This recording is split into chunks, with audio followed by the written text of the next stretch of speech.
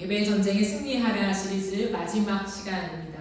승리의 비결 세 번째, 예배의 목숨을 걸 때라고 하는 제목으로 하나님의 말씀을 전하겠습니다. 여러분, 예배가 무엇입니까? 저희가 예배 전쟁에서 승리하라라고 하는 주제로 아직 8월 한 달을 보냈지 않습니까? 예배가 뭘까요? 예배는 하나님의 가치를 인정하는 것이라고 나누었습니다. 다시 말하면 하나님의 하나님 되심을 인정하고 높이는 것이 예배입니다. 하나님의 하나님 되심은 하나님의 존재, 성품, 사역을 인정하고 높이는 것입니다.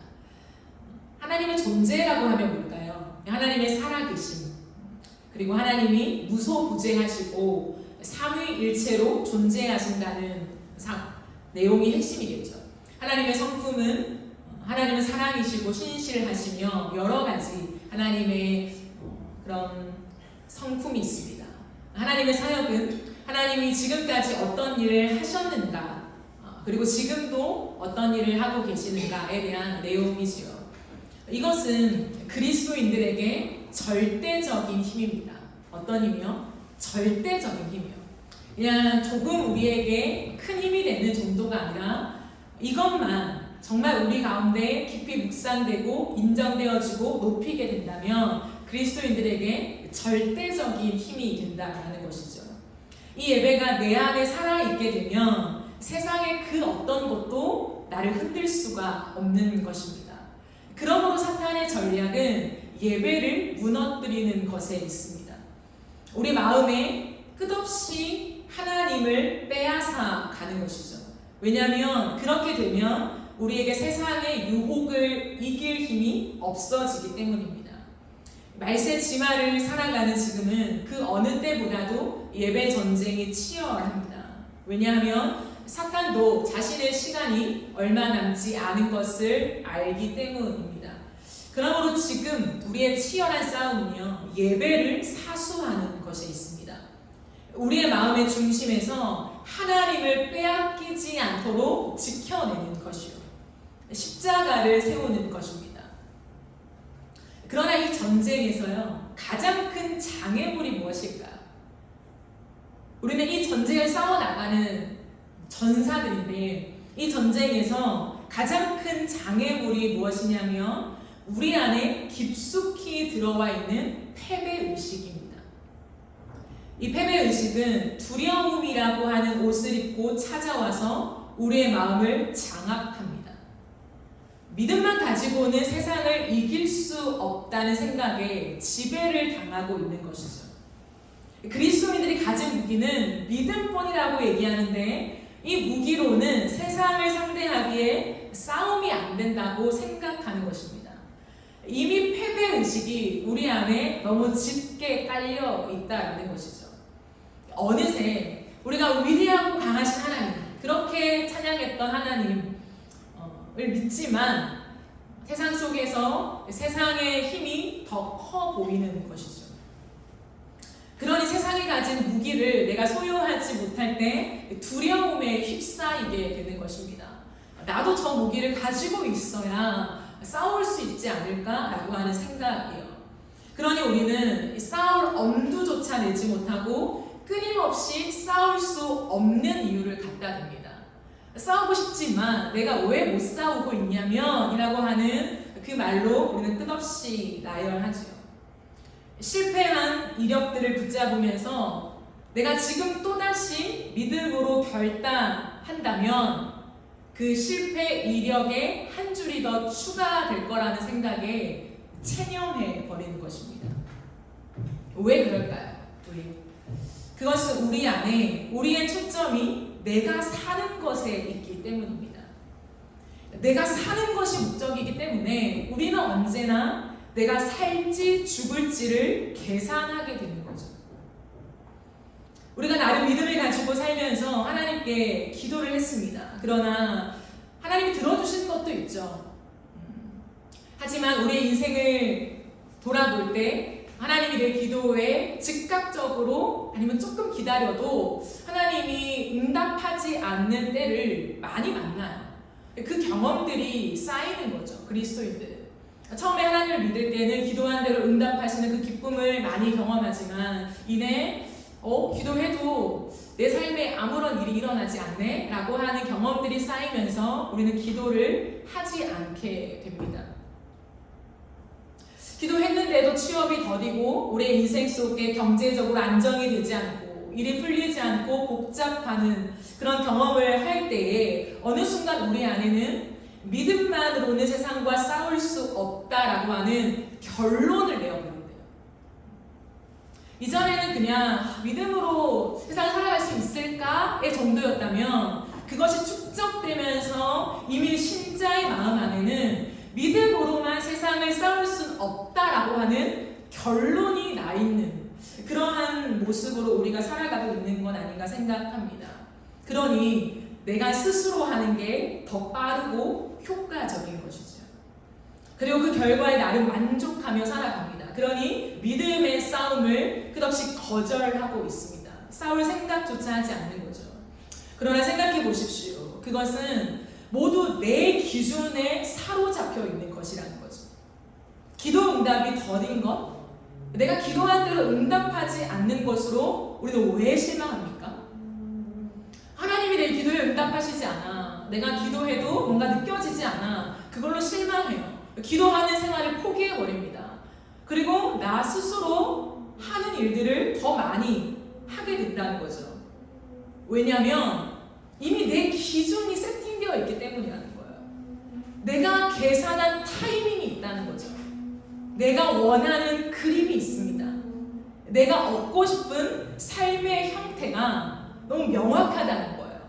그걸 가지고 하나님 앞에 하나님이 들어주셔야 되니까 하나님 앞에 기도를 하지만 내가 기도한 대로 되지 않는 것 속에서 우리는 기도를 버려버리는 거지.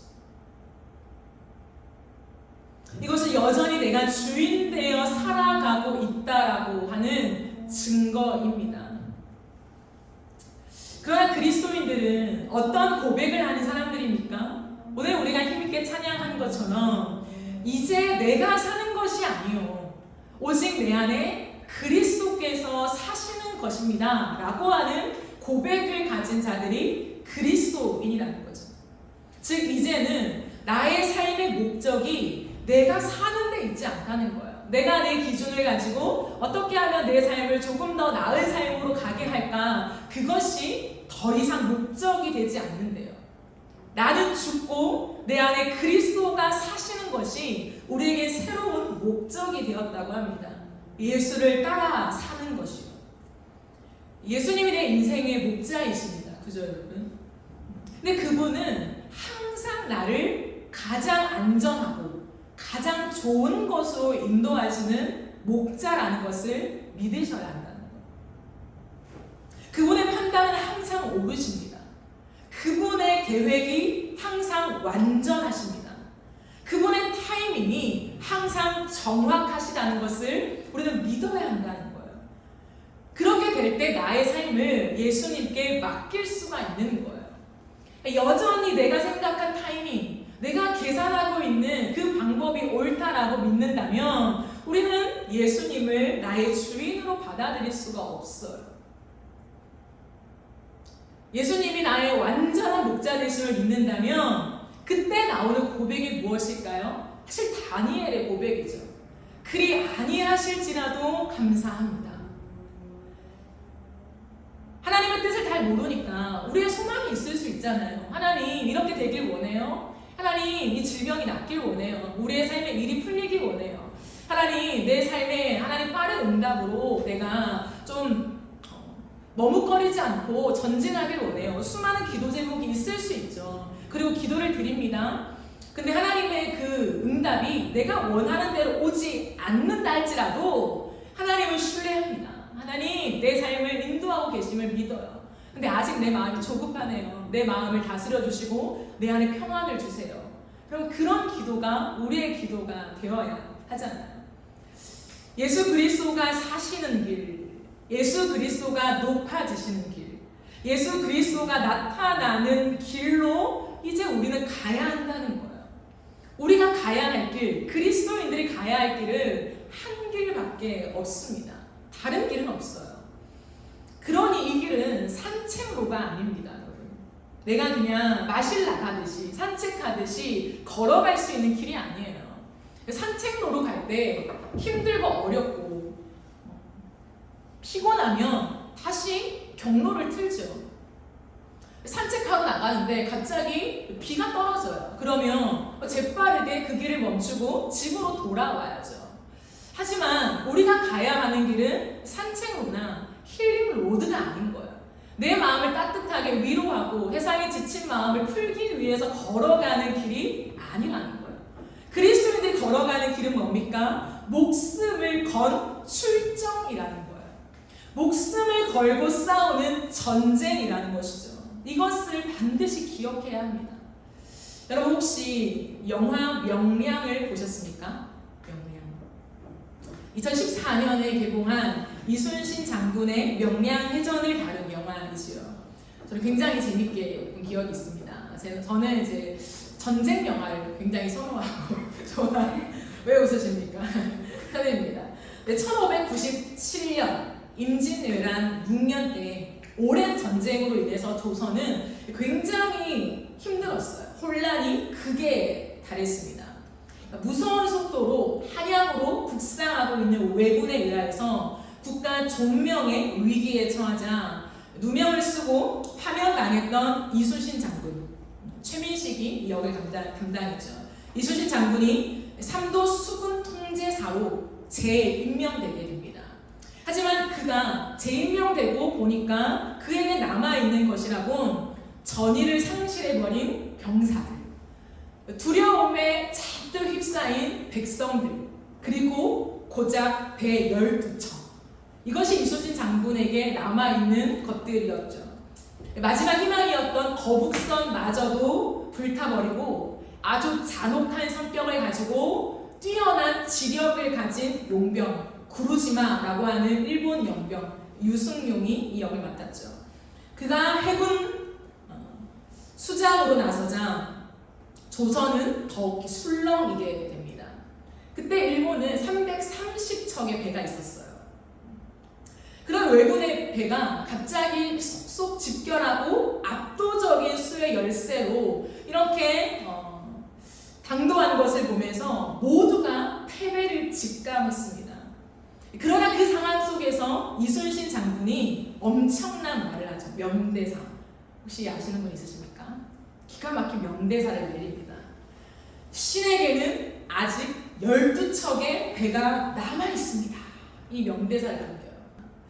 모두가 포기한 전쟁에서 이순신 장군은 포기하지 않고 이 12척의 배를 이끌고 바다로 나갑니다. 근데 그 전쟁 속에 바다 위에서 이순신 장군이 이렇게 명령을 해요. 이제 갑판 위의 하포들을 좌노 쪽으로 옮겨 모조리 집중합시다 라고 합니다.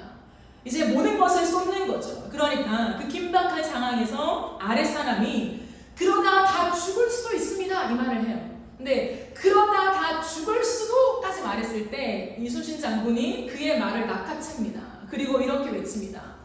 된다고 말하게. 더 이상 살 곳도 물러설 곳도 없다. 살고자 하면 죽을 것이요 죽고자 하면 살 것이다. 이 위대한 말을 남깁니다. 저는요 다른 어떤 것보다 그 위기의 순간에 이순신 장군이 정말 이제 목숨을 잃을 수 있는, 다 전폐할 수 있는 그 위기 상황에 남은 모든 것들을 다 쏟아서 이제 우리는 모조리 집중하려고 합니다. 다 쏟아라 라고 할 때 아랫사람들은 머리를 굴리죠.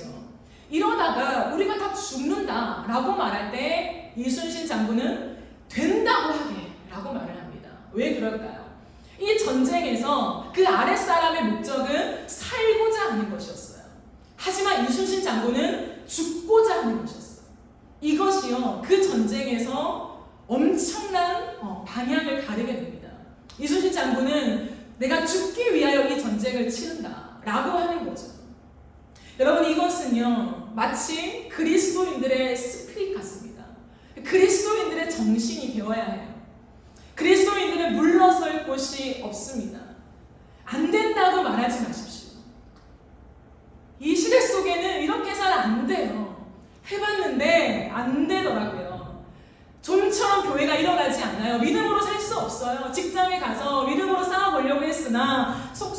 빛을 당할 뿐입니다 라고 하는 말을 하지 말고 된다고 말하십시오. 이것은 그냥 무한 긍정의 발언이 아닌 것이에요. 왜냐하면 생명이 예수님께 있다라고 하는 진리를 가지고 있기 때문이죠. 그러므로 그리스도인들은 어떤 상황에도 전의를 상실해서는 안 됩니다. 패배의식에 사로잡혀서는 안 됩니다. 우리의 패배는 진짜 우리의 힘이 약해서가 아니라 패배의식 때문이라는 거예요. 믿음으로 살 수 있습니다. 살고자 하면 죽지만 죽고자 하면 산다는 거예요. 이게 성경의 원리입니다. 그러면 예수님에게 진정 생명이 있고 예수님에게 승리가 있고 예수님에게 영생이 있어요. 그러므로 그리스도인들의 최종 종착지는 영생입니다. 영원한 생명을 누리는 천국입니다. 이 믿음이 우리 안에 있어야 한다는 것이죠. 요한복음 6장에 보면 예수님께서 오병이어의 기적을 행하신 사건이 기록되어 있습니다. 이 오병이어 기적을 행하시고요. 사람들이 이 떡에 집중하게 됩니다.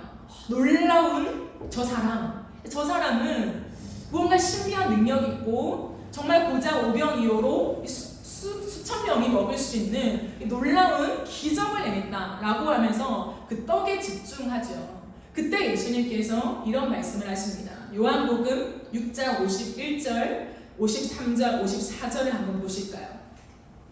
나는 하늘에서 내려온 살아있는 떡이니 사람이 이 떡을 먹으면 영생하리라. 내가 줄 떡은 곧 세상의 생명을 위한 내 살이니라 하시니라. 53절에도요. 예수께서 이르시되 내가 진실로 진실로 너희에게 이르노니 인자의 살을 먹지 아니하고 인자의 피를 마시지 아니하면 너희 속에 생명이 없느니라. 내 살을 먹고 내 피를 마시는 자는 영생을 가졌고 마지막 날에 내가 그를 어떻게 한다고요? 살리리라. 다시 살린다고 분명히 말씀하고 있다는 거예요. 이 떡, 이 육체적인 이 땅에 있는 떡에 집중하지 말고 너희를 진짜 먹이는 떡은 나라는 거예요. 예수님이라는 거예요. 나를 먹어라. 나를 먹고 마시는 자, 내 구속을 믿는 자, 십자가의 보혈을 믿는 자에게는 그 속에 영생이 있다. 그리고 그 믿음을 가지고 이 땅을 살아내는 자들은 마지막 때, 그 최종 이 땅에 주님이 재림하실 그날에 내가 다시 살리겠다. 주님의 약속이라는 거예요. 그런데 그 이후의 말씀을 보면 많은 제자들이요, 12제자뿐만 아니라 예수님을 따랐던 많은 제자들이 수군거려요. 이 말을 이해하지 못합니다. 그래서 자기들끼리 뭐라고 하냐면 예수가 하신 말씀이 너무 어렵다. 이렇게 어려운 말을 누가 이해할 수 있냐? 라고 하면서 성경에 보니까 다 떠나갔대요. 그 기적 속에 예수님께 몰려와서 환호성을 치며 그 떡을 받아 먹었던 무수히 많은 제자들은 예수님 곁을 떠났다고 되어 있어요. 그때 예수님께서 남아있는 12제자에게 이렇게 질문해요. 너희마저도 가려느냐? 라고 해요. 너희도 갈 거냐? 라는 거죠. 그때 베드로가 6장 68절 말씀을 보면 이렇게 말해요. 시몬 베드로가 대답하되 주여 영생이 생명의 말씀이 당신께 있는데 우리가 어디로 가겠습니까? 기가 막힌 말을 하죠. 부족하고 힘이 없는 베드로였지만 베드로가 그래도 그 뼛속까지 성령을 통하여 알았던 건 뭐냐면 영생의 말씀이 예수님께 있다는 거예요. 당신께 있으니 우리가 어디로 가리까? 라고 하는 고백을 합니다. 여러분, 이것은 오늘 우리가 읽은 본문에서 확인할 수 있어요. 사실 오늘 우리가 읽은 본문 요한계시록, 사도 요한이 예수를 믿는 믿음 때문에 담모섬에 갇혀 있을 때 개인의 예배 가운데 그리스도인들이 지금 어디에 있는가를 확인하는 놀라운 환상적인 그런 계시이죠. 1절을 한번 보실까요? 또 내가 보니 보라. 사도 요한은 봅니다. 어린 양이 시온 산에 섰고, 여기서 어린 양은 누구입니까? 어린 양 되신 예수 그리스도시죠. 그와 함께 14만 4천이 서 있다 라고 되어 있어요. 14만 4천이 누구일까요? 14만 4천은 12 곱하기 12 곱하기 1000으로 이해합니다. 신구약에서 모든 숫자는 상징으로 풀 수 있는데 요한계시록은 특별히 상징적인 숫자와 언어로 기록되어 있죠. 그래서 요한계시록의 많은 대부분의 맥락들은 문자적으로 풀면 안 되고 상징에 의하여 풀어야 합니다. 그래서 평신도가 스스로 풀 수는 없죠. 그래서 여러분들이 오늘 기억하실 것은 14만 4천은 단순한 숫자적 그냥 14만 4천 명 이런 의미가 아니라 여기에는 상징적인 의미가 들어있다는 거죠. 12 곱하기 12 곱하기 1000인데 12는 뭐냐면 구약의 12지파를 상징하는 의미입니다. 또는 신약의 12제자를 상징하는 의미입니다. 더하기와 곱하기가 있어요. 12 더하기 12는 뭡니까? 24잖아요. 그래서 요한계시록에 보면 24장로가 나오죠. 24장로도 구원받은 백성들을 뜻하는 그러한 표현입니다. 근데 12 곱하기 12는 뭐냐면 이 곱하기라는 표현은 강조를 의미해요. 강조. 근데 12 곱하기 12 곱하기 1000이잖아요. 1000은 많다라고 하는 상징의 의미가 있습니다. 그러므로 신구약에 구원받은 하나님의 백성들이 많다는 거죠. 다시 말하면 모든 구원받은 하나님의 백성을 총칭하는 그러한 의미가 14만 4천이라는 거예요. 사도 요한은 봅니다. 어린 양이 시온산에 섰고 그와 함께 그 어린 양과 함께 그 어린 양께 속했다는 거죠. 14만 4천이 서 있는데 그들의 이마에는 어린 양의 이름과 그 아버지의 이름을 쓴 것이 있더라 라고 얘기합니다. 이것은 당시 이스라엘의 유목 문화 속에서 나오는 표현인데요. 당시에는 어린 양을 이렇게 키웠잖아요. 양을 키웠는데 불에 달군 인두 아시죠?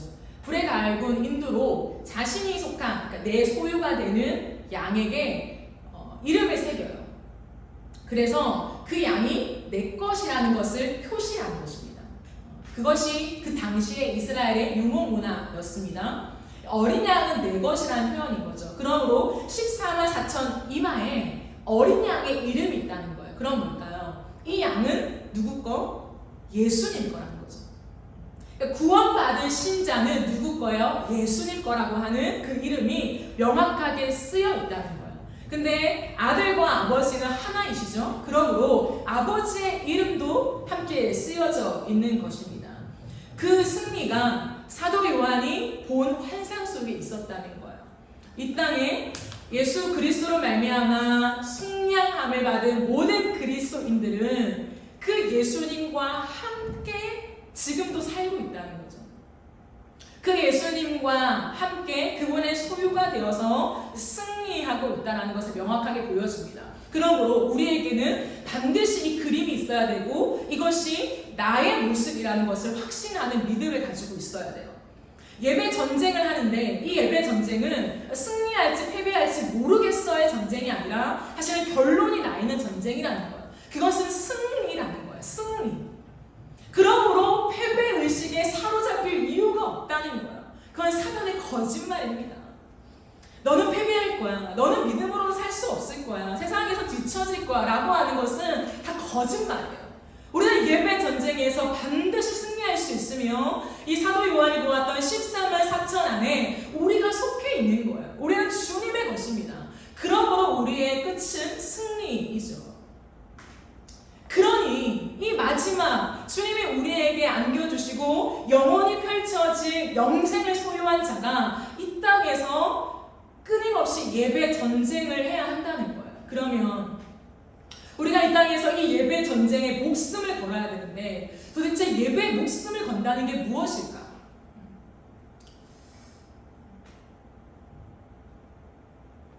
저는 오늘 예배에 대한 강의를, 예배에 대한 설명을 드리면서 단순히 공적인 교회 모임 속에서의 예배로 국한하지 않아요. 총체적인 의미로서 예배가 무엇인가에 대한 나눔을 하고 있는데요. 그 예배 속에 도대체 우리는 이 땅에서 어떻게 목숨을 걸어야 할까? 이것을 14만 4천 명에 해당하는 특징 특징으로 저는 소개하고 싶습니다. 사도 요한이 보았던 14만 4천 명, 이 땅에 그리고 영원한 나라의 예배의 승리자 되는 이 14만 4천 명의 특징이 무엇인가? 세 가지인데요. 첫 번째는 새 노래를 부릅니다. 오늘 보면 2절, 3절을 함께 보실까요? 내가 하늘에서 나는 소리를 들으니 많은 물소리와도 같고 큰 우레소리와도 같은데 내가 들은 소리는 검은 고 타는 자들이 그 검은 고를 타는 것 같더라. 그들이 보좌 앞과 내 생물과 장로들 앞에서 새 노래를 부르니 땅에서 속량함을 받은 14만 4천 밖에는 능히 이 노래를 배울 자가 없더라 라고 되어 있어요. 여러분, 이 노래는 최종적으로 우리가 천국에 가면 배워서 부르는 노래일까요? 아니면 이 땅에서도 불렀던 노래일까요? 3절에 보면 14만 4천 밖에 능히 이 노래를 배울 자가 없다고 되어 있습니다. 그러나 이것은 우리가 마지막 때 천국에 가서 처음 경험하는 그 찬양, 이 땅에서는 전혀 경험해보지 못한 그 찬양을 의미하지 않습니다. 다시 말해 땅에서도 부른 노래라는 것이죠. 그럼 이 노래는 뭘까요? 새 노래, 뉴송일까요? 신곡의 의미일까요? 천국에서 부르는 신곡, 그런 의미가 아닙니다. 이것은 본질에 대한 것입니다. 본질적으로 새로운 찬양이라는 거죠. 노래라는 것입니다. 즉 땅에서 속량함을 받을 때 부른 노래입니다. 속량함을 받은 14만 4천, 즉 그리스도인들만 아는 노래라는 거죠. 이 노래는 예수 그리스도를 높이는 찬양입니다. 즉 구원을 노래하는 것이죠. 이 땅에서 아무나 예수 그리스도를 나의 대속자 되시는 어린 양으로 고백하지 않아요. 그러나 예수 그리스도께 속한 자에게 주님 주시는 새로운 노래는 뭐냐면 나의 어린 양 되신 예수 그리스도, 나의 대속자 되신 예수 그리스도에 대한 노래를 우리의 존재 안에 넣어주셨다는 거예요. 예수님, 당신은 나의 대속물이 되십니다. 나의 어린 양이 되십니다. 나의 모든 죄를 다 가져간 그 어린 양이 되십니다. 그러므로 나는 당신으로 인해 의인이 되었습니다 라고 하는 이 새로운 차원의 노래예요. 이 땅의 수많은 사람들은 내가 내 힘으로 아무거나 하면 이룰 수 있다라고 말하며 끊임없이 우리에게 집중시키지만 하늘의 노래는 뭐냐면 이 온 땅을 창조하신 하나님 밖에는 우리로 하여금 새 피조물이 되어서 이 땅 가운데 승리할 존재가 없다는 거예요. 우리에게 승리를 주신 존재는 하나님밖에 없는데 이것은 그리스도인들만 아는 비밀의 찬양이라는 것을 얘기하고 있습니다. 이 땅을 찬양하는 동안에 우리는 예수 그리스도를 높이는 찬양을 끝없이 주님 앞에 불러야 합니다.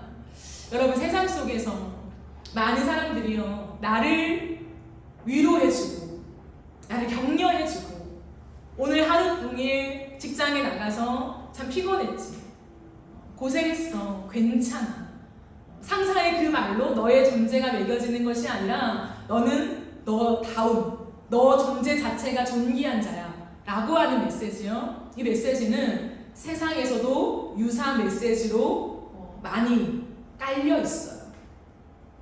하지만 그리스도인들만 불러야 하는 노래는 뭐냐면 그 정도의 위로가 아니라는 거예요. 예수가 누구신가? 예수는 나의 어린 양이라는 거예요. 예수는 나를 위하여 죽고 부활하신 왕이시라는 거예요. 그 예수는 이제 내가 살아갈 이유가 되는 존재라는 거예요. 나의 삶의 목적이라는 거예요. 나는 그분께 속했다는 거예요. 여러분, 이것은요 세상 사람들이 따라 부를 수 없는 곡이에요. 보혈의 찬양들은요 세상 사람들이 부를 수 없는 곡들이라고요. 예수를 알지 못하는 사람들은 보혈 찬양을 들으면서 은혜를 받지 못해요. 보혈 찬양을 들으면서 새 힘을 얻지 못합니다. 살아갈 이유를 발견하지 못해요. 그러나 그리스도인들은 보혈의 찬양을 부를 때 내가 사는 이유를 발견하는 거예요. 내가 그리스도인인데 그냥 나를 위로해주는 따뜻한 평이한 그러한 노랫말과 찬양이 나를 살게 하고, 십자가 보혈은 그래 알긴 알겠지만 오늘 나에게 위로, 힘? 그건 좀 아닌 것 같아. 여러분, 이렇게 될 수 없어요. 14만 4천만 부를 수 있는, 배워서 부를 수 있는 그 노래는요, 그들의 정체성이에요. 그들이 사는 힘이라는 거예요. 여러분에게 보혈의 찬양이, 예수가 어린 양 되심의 고백이 정말 힘이 되십니까? 우리에게는 이 예배 전쟁을 일으켜야 돼요. 이 땅의 수많은 악한 영은요, 제가 늘 말하지만 교회 가지마 이렇게 유혹하지 않아요. 찬양 듣지 마, 세상에 그냥 노래만 들어, 그렇게 절대 우리를 유혹하지 않습니다. 근데 문제는 뭐냐면 우리의 모든 주님을 느낀다고 말하는 그런 찬양 속에 십자가가 없어요. 당신은 사랑받기 위해 태어난 사람, 너무 좋죠. 하지만 그 정도의 수준, 나는 너를 안다, 오늘도 너의 어떤 수고를 나는 이해한다, 괜찮아, 함께 가자, 이러한 위로송에서만 하나님을 느끼는 정도라면 사탄의 공격 속에 우리는 예배 전쟁에 승리하고 있지 못한다는 거예요. 우리의 인생 속에, 우리의 일상 속에 예수 그리스도에 대한 고백의 찬양을 여러분의 힘으로 들으십시오. 여러분의 입술로 그 찬양을 고백하세요. 만약에 지금 나에게 전도사님이 말한 것처럼 보혈 찬양이 저 멀리 가 있고 나를 위로하는 찬양에 내가 머물러 있었습니다 라고 고백한다면 이전 것은 끝났고 이제 우리에게 깨달아졌다면 그 찬양을 부르면 되는 거예요. 하나님, 내가 보혈 찬양을 불러도 뭔가 내 가슴에 위로가 되지 않고 힘이 되지 않는데 어떻게 하면 좋습니까? 나는 그리스도인인데 내가 불러야 할 찬양은, 새 노래는 보혈 찬양이라고 되어 있는데, 예수 그리스도가 행하신 일이라고 되어 있는데, 나는 그분이 행한 이 일들을 노래할 때 하나님, 심장이 뛰지 않아요. 내가 어쩌다 이렇게 됐습니까 주님? 나를 불쌍히 여기소서. 그러면서 다시금 그 보혈 찬양과 예수가 행하신 일들과 하나님이 우리에게 이루신 구원에 초점을 맞추며 전진하면 되는 거예요. 근데 우리는 뭐냐면 그래? 나는 그리스도인이 아닌가? 보혈 찬양의 은혜가 안 되면 어떡하면 되지? 여기에 덫에 걸려있다는 거예요. 그러니까 패배의식만 있는 거예요. 그게 아니에요, 여러분. 내가 그리스도인이라면 이제 선포하면 되는 거예요. 그리고 세상에 많은 힐링의 어떤 뮤직들이 내 안을 장악해 있었다면 다시 밀어내세요. 그리고 주님, 은혜를 주십시오. 당신의 그 놀라운 구원의 찬양만이 14만 4천이 부를 수 있다면 내가 당신께 속하여서 그 찬양을 부르며 내 인생의 목적을 다시금 설정하고 힘을 내겠습니다. 그럼 그렇게 걸어가는 게 예배 전쟁에 승리하는 거예요. 왜요? 승리는 이미 나의 것이니까. 두 번째가 있습니다. 두 번째는 순결합니다. 14만 4천의 특징은 순결이에요. 4절을 보실까요? 이 사람들은 여자와 더불어 더럽히지 아니하고 순결한 자라.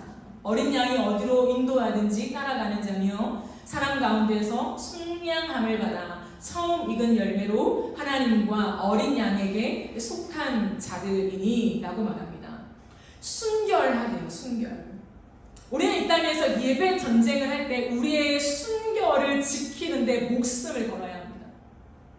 우리의 모든 것을 다해서 순결을 지키는 거예요. 이것은 다른 말로 정절이라고 할 수 있어요. 정절이 뭘까요? 정절을 지킨다. 부부관계에서 해당되는 말이죠. 신부가 오직 신랑만을 사랑하는 것, 그 신부의 깨끗한 마음을 정절이라고 해요. 살면서 아무리 좋은 것을 얻을 수 있다고 나를 유혹해도 신랑 외에는 다른 남자에게 결코 눈을 돌리지 않는, 관심조차 주지 않는 깨끗한 마음을 의미합니다. 여러분 생각해 보세요. 결혼한 남자가 정연이 있잖아요. 정연아, 너가 만약에 내 신부가 다른 남자에게 눈을 돌려, 너보다 능력이 더 높고 잘생겼고 젠틀하고 자꾸 다른 남자를 얘기를 막 꺼내고 대화할 때 거의 90%가 그 남자 얘기고, 그럼 기분이 어떨까? 안 좋죠. 근데 그 마음이 주님의 마음이라고 설명하는 거예요. 너무 웃기잖아요.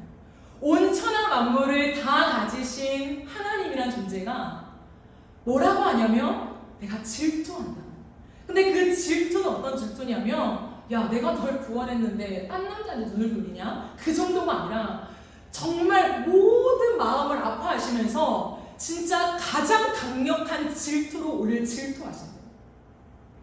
우리가 예수 그리스도를 믿는 믿음 안에 성량함을 얻어서 예수님이 우리에게 일을 쳤어요. 너는 이제 내 거다. 너는 이제 나와 결혼했어. 내가 신랑이고 너는 신부야. 라고 말하면서 이제 우리 둘만 바라보고 사랑하자 라고 얘기했는데, 내가 그것을 아멘 하고 혼인을 맺었어요. 언약을 했다는 거죠. 근데 살면서 나에게 더 좋은 것, 더 매력적인 것을 세상이 주는 거예요. 하나님의 그 달콤한 임재는 좋았지만 지금 이 땅을 살아보니까 돈이 좋고 잘 먹고 잘 사는 게 좋고 세상에서 인정받는 게 좋고 그냥 등 따시고 배부르는 게 좋다 보니까 그걸 세상이 주는 거죠. 그러니 세상에 견눈질하는 거예요. 하나님 여기 계시긴 하죠. 하나님을 버리진 않아요, 그리스도인들은. 그러나 문제는 뭐냐면 하나님이 계신다는 안정감 속에서 세상에 눈을 돌리는 것은 그럴 수도 있지 않아? 라고 생각한다는 거예요. 이게 지금 우리가 싸워야 할 예배 전쟁이라는 거예요. 시대를 보십시오, 여러분. 제가 늘 강조하는 것이지 않습니까? 드라마를 보지 말라는 것이 아니라 드라마를 보는데 영적인 눈을 갖고 봐야 하잖아요. 근데 이 시대는 지금 거의 많은 드라마의 소재가 뭐냐면 불륜이에요, 불륜. 근데 그 불륜이라는 뜻이 뭘까요? 내가 이혼해서 새로운 사람과 언약을 맺는 것을 말하는 것이 아니라 내 본처는 있어요. 내 본 남편은 있다고요. 그러나 언약했으니까 내 남편이고 내 부인이니까 놔두고 나는 나를 즐겁게 해주는, 내 말 잘 들어주는, 나에게 힐링을 주는 다른 남자, 다른 여자를 한 번씩 만나는 거, 그거 나에게 육체적으로, 정신적으로 좋은 거 아니야? 너도 인정해. 그리고 너도 나가서 그렇게 해. 이게 이 땅의 문화요, 드라마의 소재라는 거예요. 이 예배 전쟁입니다. 주님 뭐라고 말하냐면 14만 4천 예수께 속한 자들의 특징이 뭐냐? 순결이라는 거, 정절이라는 거예요. 오직 나를 구원하신 예수 그리스도만을 나의 신랑으로 오시면서 세상에 한눈 팔지 않고 예수님만 사랑하며 살아가는 것에 목숨을 걸어라는 거예요. 목숨을. 여러분, 대충 안 돼요.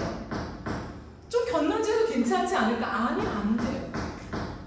주님은 우리와 당신의 관계를 결혼식을 했다라고 비유하십니다. 그러므로 우리는 어떻게 해야 될까요? 어린 양을 따라가야죠. 이 정절에는 그러므로 어린 양을 따라가는 순종이 포함되어 있습니다. 이 순결한 자들은 어린 양을 따라갔다고 되어 있잖아요. 세상이 주는 수많은 유혹에도 야, 나에게 와, 내가 줄게, 하룻밤만 같이 있자 라고 해도 그 모든 것을 끊어내고 어린 양 대신 예수만 따라가야 한다는 거예요. 근데 여러분 생각해 보십시오.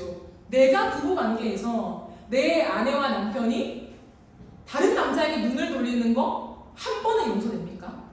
평생 30년을 살 건데 한 달 정도는 다른 남자 괜찮지 뭐. 30년 동안 지겹잖아. 여러분 괜찮습니까?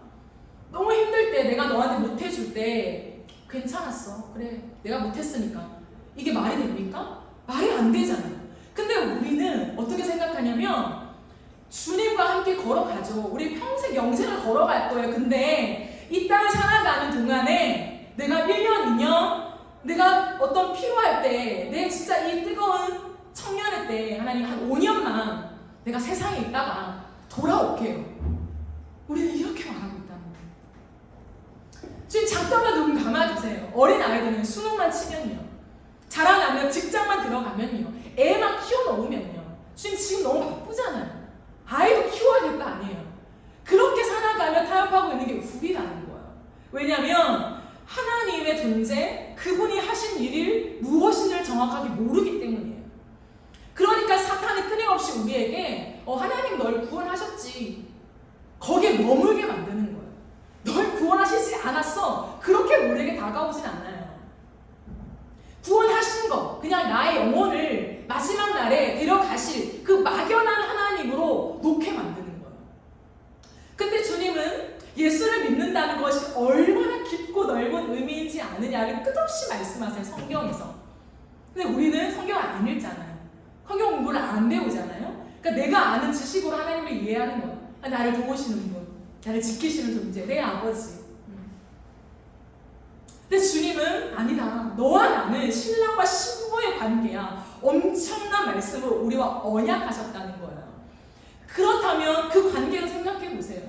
주님과 언약을 했는데 한 것이 예수를 믿는다는 거잖아요. 내가 예수를 믿고 난 아멘. 당신에게 속했습니다. 나는 내 모든 죄가 씻김 받았습니다. 그 고백이 언약식이거든요. 결혼을 했어요, 예수님과. 근데 걸어가는 기간 동안에 예수님 잠깐만요. 세상에 잠깐만 있다가 올게요. 온다니까요. 끝에는 온다고요. 그러니까 잠깐만 있어요. 이것이 본처를 남겨두고 다른데 외도하는 것과 무슨 차이가 있냐. 이게 호세아서의 주님의 말씀이에요. 이스라엘아, 너희는 지금 외도하고 있다. 이스라엘아, 왜 바알을 섬기냐?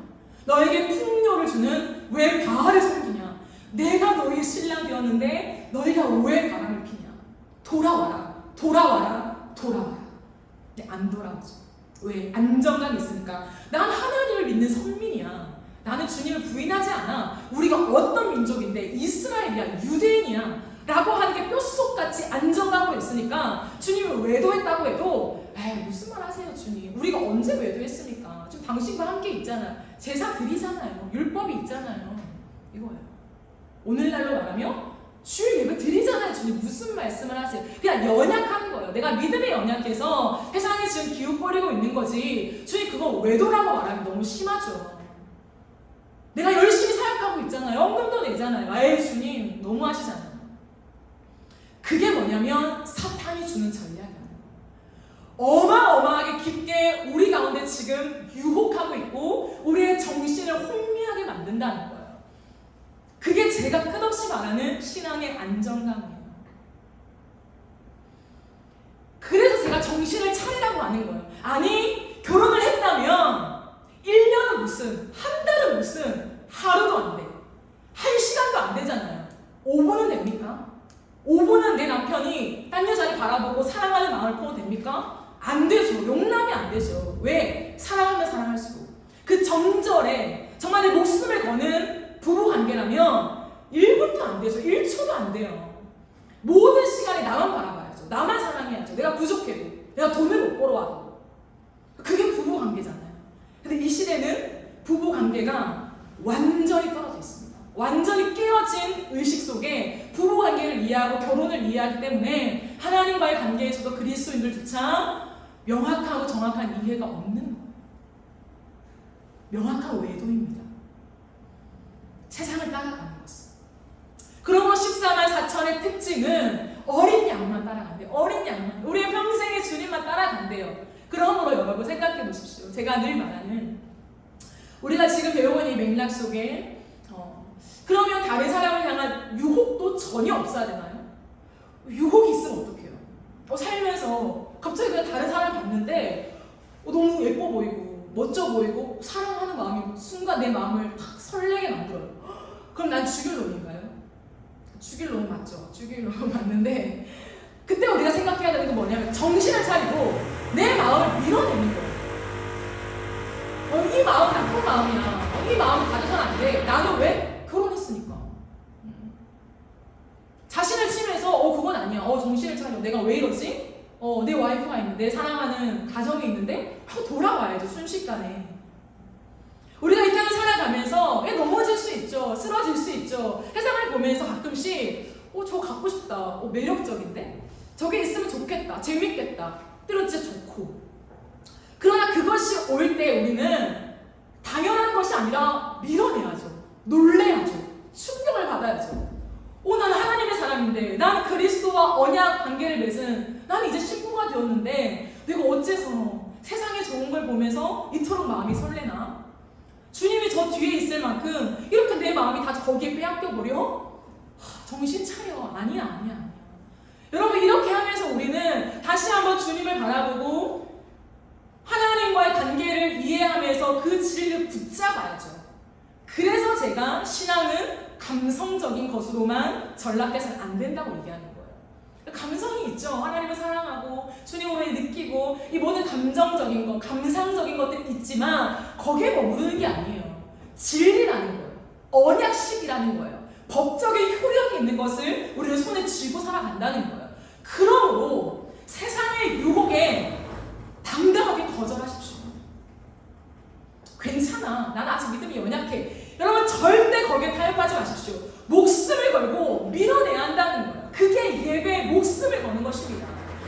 내 주인이 예수님이다. 나는 예수께 속했다. 할렐루야. 주님의 그 피가 나를 구원했으니 나의 신랑은 예수님밖에 없다 라고 하며 내 안에 오는 모든 세상을 사랑함을 밀어내야 합니다. 그 싸움을 우리 이 땅에서 예배 전쟁으로 하는 거예요. 마지막 세 번째, 거짓말이 없고 흠잡을 데가 없습니다. 5절을 보실까요? 5절에는 그 입에 거짓말이 없고 흠이 없는 자들이더라 라고 말합니다. 굉장히 부담스러운 말씀이죠. 2번도 부담스러운데 3번은 더 부담이 됩니다. 그 입에 거짓말이 없대요. 흠이 없대요. 좀 난감하죠. 근데 이것은 무슨 말이냐면 진실함을 따르는 사람으로 이해하시면 좋습니다. 내 평생에 진실함을 따르는 거죠. 그리고 겉과 속이 같은 사람입니다. 겉과 속이 같다라고 하는 것이 참 다양한 의미로 해석되어지는 것 같아요. 세상 사람들은요, 마치 겉과 속이 같은 사람을 어떻게 해석하냐면 숨김이 없이 솔직하게 말하는 거. 내 안에 든 생각을 바로 말하는 거죠. 만약에 봐서 예쁘면 예쁘네 라고 말하고 못생겼으면 너 좀 별로네 라고 말할 수 있는 것을 우리는 때로는 진실하다? 뭔가 겉과 속이 같다 라고 이해할 때가 많아요. 근데 여기서 말하는 것은 그런 것이 아닙니다. 우리가 흔히 이렇게 말하죠. 참 사람 좋다. 저 사람 참 바르네? 이렇게 말하잖아요. 참 바르네. 바른 사람이야. 이런 말을 하잖아요. 그 바르다라고 하는 것 속에 많은 의미가 함축되어 있긴 하죠. 그런데 저는 이 말씀 속에 어떤 이해를 가지냐면 이거예요. 그리스도인들의 인격을 말하는 거예요.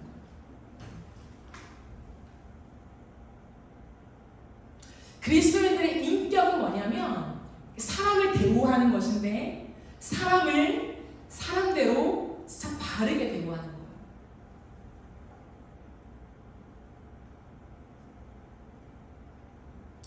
거짓말이 없고 흠이 없다. 흠잡을 데가 없다. 늘 그의 마음이 발라서 사람을 대할 때 왜곡해서 나의 중심적으로 사람을 대하지 않고 사람을 진짜 사람답게 대우하는 것. 여러분 이것은요. 잘 들으세요. 그리스도인들만 할 수 있는 거예요. 죄송하지만.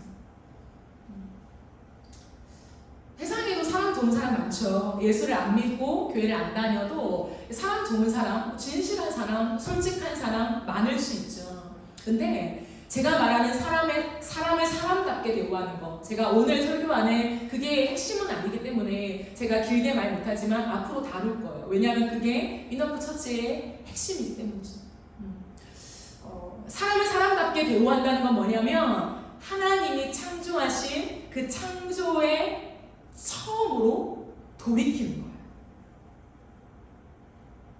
그러니까 우리가 봤을 때 그냥 아이고 순둥순둥하고 사람 참 정직하고 아이고 성실하네 이런 사람의 발음이 아니고 하나님이 처음 이 땅을 창조하실 때 아담과 하와에게 디자인하신 그 창조의 질서, 그 질서대로 사람과 사람이 서로 대우해지는, 그리고 사람이 온 세상을 대우하는 그 인격을 말하는 것이라고요.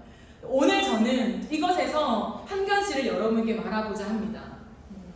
겉과 속이 같은 사람, 사람을 사람답게 대우하는 사람, 흠잡을 데가 없는 사람, 이런 부류의 사람들이 살아가는 삶에는요, 사람을 바르게 쳐다봐요. 이게 무슨 말이냐면, 제가 작년에 저희 학교 교수님과의 대화 속에 교수님께서 이런 말씀을 하시더라고요. 되게 제가 존경하는 교수님인데 유쾌하세요. 솔직하세요. 근데 자신의 일화를 얘기하시는 거예요. 어떤 분과 함께 대화를 하는데 어느 순간 자기도 그렇고 다른 사람도 그렇고 그러니까 같이 있는데 핸드폰을 보면서 서로에게 얘기를 한대요. 대화를 한대요. 앞에 있으니까 같이 있는 거잖아요. 같은 공간에 같이 만나려고 왔으니까 얘기해 라고 하는데 핸드폰을 보면서 얘기해 듣고 있어 이렇게 하는데 되게 기분이 좀 언짢으셨대요.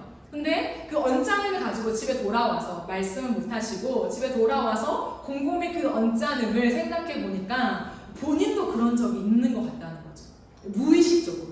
우리에게 지금 스마트폰이 너무 익숙하기 때문에 핸드폰을 늘상 보잖아요. 그게 익숙하잖아요. 그래서 내가 그 사람을 무시한다거나 그 사람을 뭐 없는 사람 취급하거나 그런 게 아닌데 그게 너무 당연하게 핸드폰 그냥 급하니까 보면서 얘기해 듣고 있어 이렇게 하는 모습이 내 안에도 너무 당연하게 들어와 있구나 라고 하는 걸 생각하면서 너무 놀라셨대요. 그리고는 그 이후부터 절대로 그렇게 안 하려고 노력하신다는 그 말씀을 하시더라고요. 근데 제가 사람과 사람과의 어떤 대우, 다른 관계를 말할 때 가장 중심으로 놓는 게 이거거든요. 사람과 사람에게 있어서는 대화가 제일 중요하잖아요, 여러분. 대화할 때 딴 거 보면서 얘기해 듣고 있어. 그건 아닌 거예요. 사람과 사람을 잘 대우한다는 건 거창하게 내가 이 사람을 막 존중해주고 존경하고 내가 막 양보하고 그걸만을 의미하는 것이 아니라 지극히 작은 사소한 것에서요. 사람을 진짜 사람답게 대우하면서 그 사람에게 100% 집중해 주는 거예요. 그 사람과 나만의 시간을 존중하는 거죠. 그게 시작이에요. 저는 있었어요. 제가 깜짝 놀랐어요. 내가 정말 싫어하는 건데 나도 그걸 하고 있네? 언제 제가 확인을 했어요. 차단했어요. 이게 언제냐면 제가 엄마랑 대화할 때 그렇더라고요. 다른 사람과 대화할 때 저는 점처럼 그러지 않아요. 정말로. 근데 제가 순식간에 발견한 게 제가 엄마랑 대화할 때 엄마 집에 내려갈 때 엄마한테 그러더라고요. 엄마가 계속 말씀을 하시면 반가우니까 내가 내려왔다고. 그러면 나는 바쁜 거예요. 엄마를 무시하는 게 아니라 바쁘니까 핸드폰에 온 카톡이나 이런 것들 확인하면서 얘기해 듣고 있어. 듣고 있어. 근데 사실은 이게 데이터로 나온 거거든요. 집중력 책이 그렇죠. 데이터에 나온 건 사람이요. 다른 걸 하면서 멀티를 한다는 게 나는 멀티 할 수 있는 능력이 있어 라고 말하지만 사실 안 돼요. 온전히 집중은 안 된다는 거죠. 그러므로 이건 모순인 거예요. 즉 말해 나는 멀티가 되니까 당신의 말을 다 듣고 있어 이해하고 있어 라고 하는 것은 모순이라는 거예요.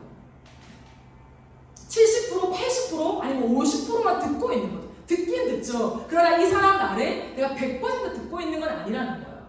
근데 우리는 듣고 있으니까 말해. 당신을 지금 존중하고 있어. 왜 내가 당신만 바라면서 바쁘다고 이렇게 얘기하는 거예요. 이게 현대인의 모습이에요. 근데 저는 이것부터 고쳐야 된다고 생각해요.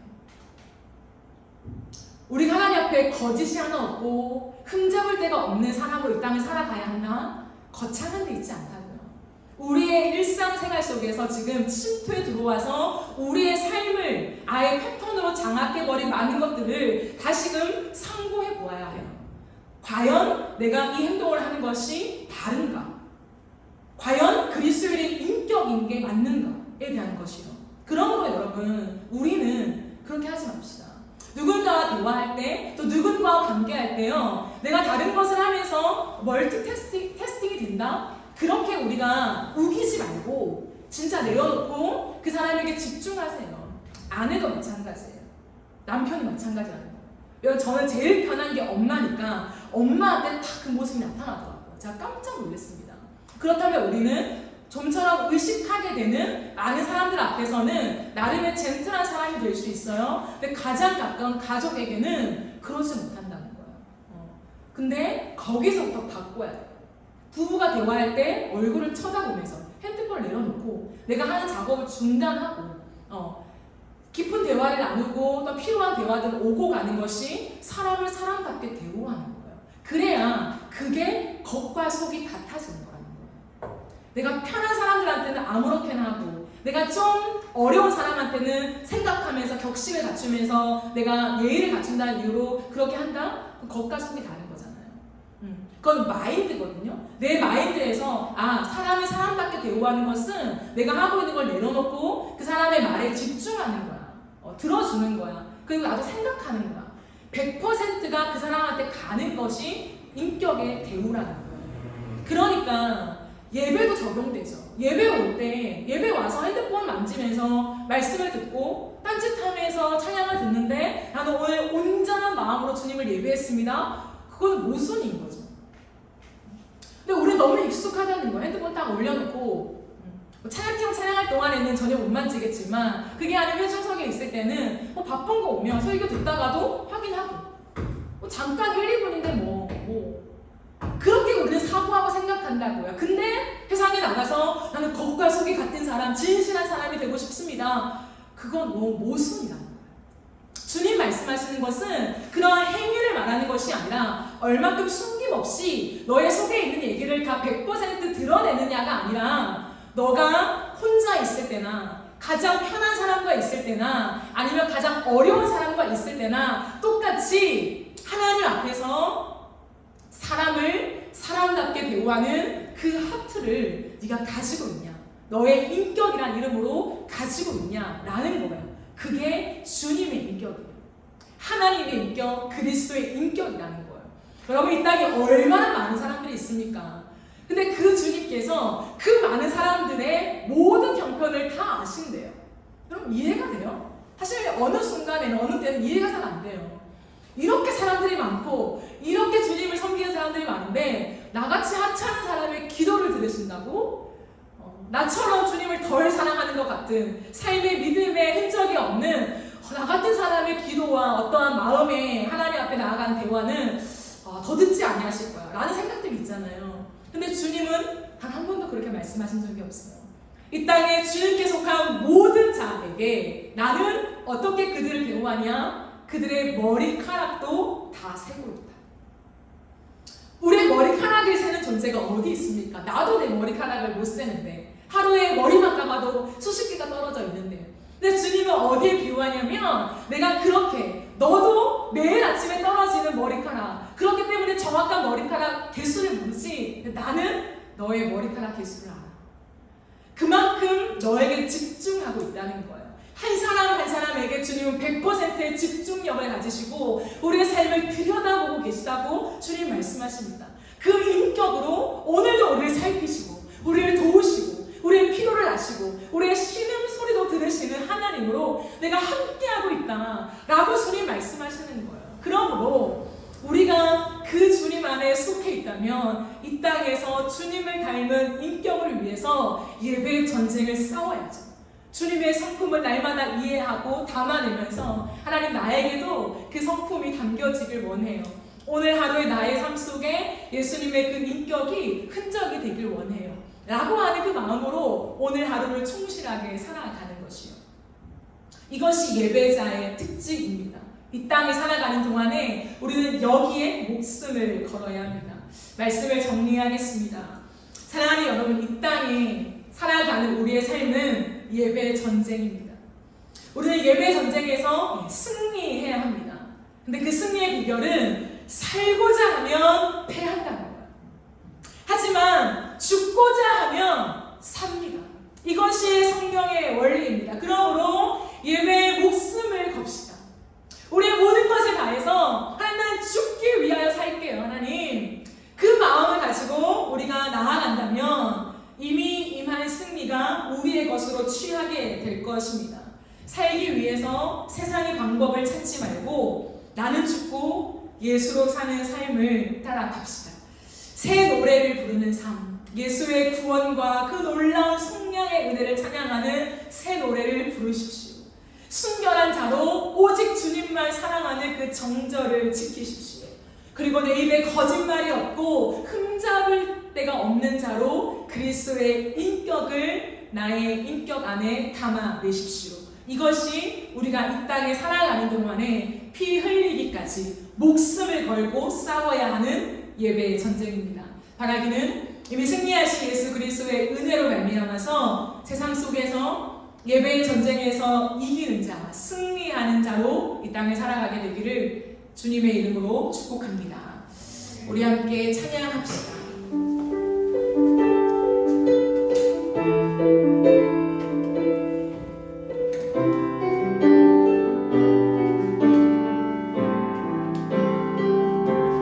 우리 보좌 앞에 모였네. 우리 보좌 앞에 모였네. 함께 주를 찬양하며 하나님의 사랑 그 아들 주셨네. 그의 피로 우리 구원받았네.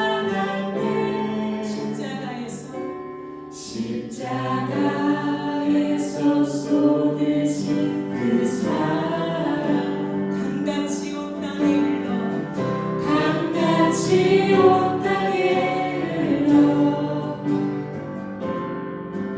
각 나라와 족속 백성 만원에서 구원받고 주 경배 주네. 이것이 새로움입니다. 구원하심이 보좌에 앉으신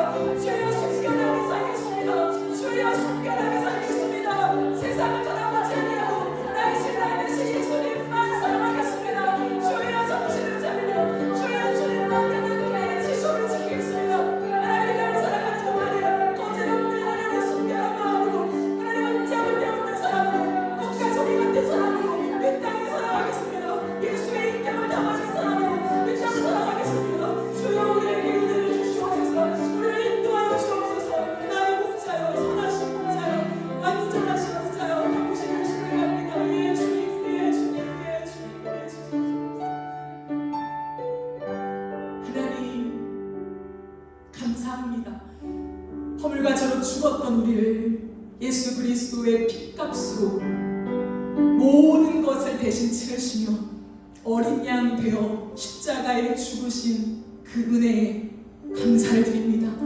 갚을 길 없는 사랑으로 죄인인 우리가 의로운 자가 되었음을 선언해 주신 주님, 이 선언은 법적인 선언임을 기억하건만 어찌 이 땅을 살아가는 동안에 여전히 패배의식에 사로잡힌 폐장병의 모습으로 살아가는 주요, 하나님, 사탄의 속임수에 넘어가지 않게 하시고 우리의 연약함을 묵상하지 않게 하시고 안 된다고 말하지 않게 하시고 예수의 피로 이룬 승리로 말미암아 된다고 말하는 자가 되게 하여 주시옵소서. 됩니다. 예배 전쟁에서 승리할 수 있습니다. 세상에서 믿음으로만 살아갈 수 있습니다. 주님이 나의 목자시기에 우리를 푸른 초장으로 인도하실 것을 확신합니다. 주여, 우리의 평생에 새 노래를 부르게 하십시오. 구원의 모든 내용들을 끝없이 주님 앞에 우리의 찬양을 올려드리게 하십시오. 하나님이 이루신 성삼위 하나님이 연합하여 이루신 이 대속의 은혜가 얼마나 큰지, 그 놀라운 사랑을 끝없이 묵상하며 노래하며 찬양하며 우리의 새 노래가 삶의 예배로 올려지게 하여 주시옵소서. 하나님, 순결한 자로 살겠습니다. 하나님, 피 흘리기까지 싸우며 세상을 쳐다보지 않겠습니다. 나와 혼인 언약을 맺으신 내 신랑 되신 예수님만 쳐다보며 예수님만 사랑하겠습니다. 주님, 그러게 주님의 인격이 내 안에 담겨져 거짓말이 없는, 흠 잡을 데가 없는 그 진리만이 나의 속을 가득 채우는 하나님, 그러한 사람으로 살겠습니다. 사람을 사람답게 대우할 줄 알며 그 의미가 무엇인지를 충실하게 배워가겠습니다.